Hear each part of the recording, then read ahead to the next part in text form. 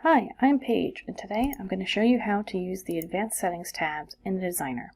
The first one that is on the top is the Frame Settings. To open up this menu, you'll want to double-click on the tab to open it up. The first one here at the top is the Border Fill and Drop Shadow. Here you could further edit the basic settings we have in the Designer. A popular one is to edit the drop shadow. So I'll check off this box to add a drop shadow to it, and you'll see here it gives me the option for opacity and color. I can click this drop-down menu to change the color, as well as change the opacity. If I want to increase the saturation, I'll increase the number. The next option is for the X and Y axis as well as blur. If you want to have the drop shadow go off further, you could edit it. The next options are going to be here in the frame size and location. This is great if you need to change the settings for multiple frames in the Designer at once. To do so, you'll first hold down the Shift button on your keyboard and then click the 3 frames that you want to change. Here you have the width and height, and you can type in the exact number that you need.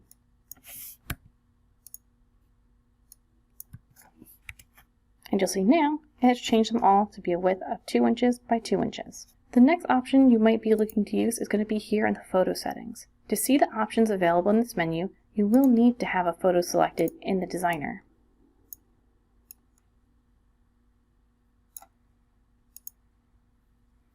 Here, it'll show you some advanced photo settings options. One includes flipping the photo, so if I need to flip it horizontally, vertically, or both.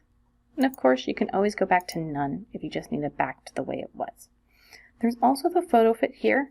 Some helpful ones are the frame, so that way, no matter how much I increase or decrease the size, it'll always show me it at its full image in the frame.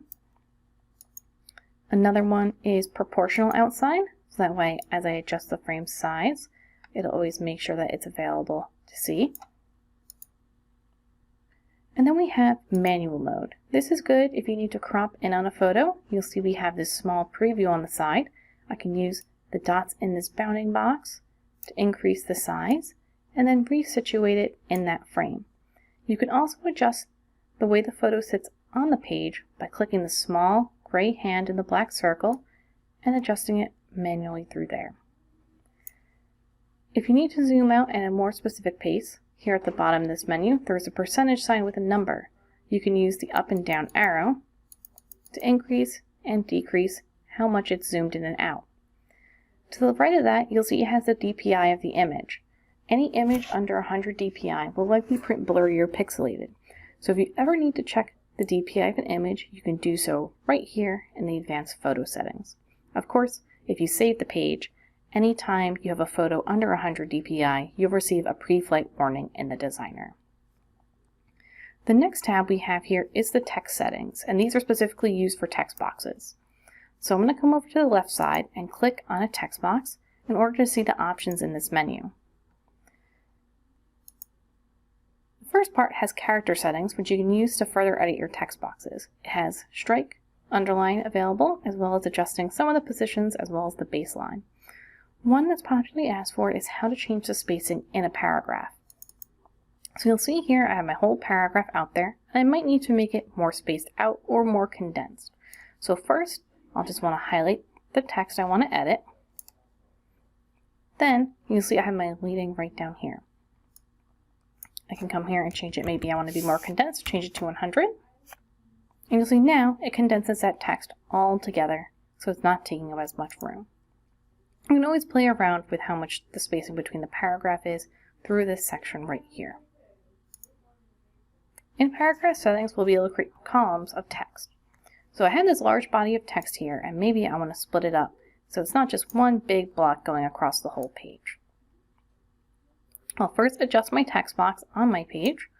Then I can come to the columns right here in the paragraph settings and just click the up arrow, and I'll get multiple columns available. You'll also be able to adjust the space between the gap if you need to have it, closer or farther away. The last option in the text settings is going to be glyphs, and this is specifically if you need to add a special character in the Designer. So for example, if I want to add an accent mark over this E at the top, I'll first highlight over that letter to have it selected. Then I'll open my glyph menu. Not all fonts will have glyphs available, so you will want to make sure you're using a supported font if you need a special character.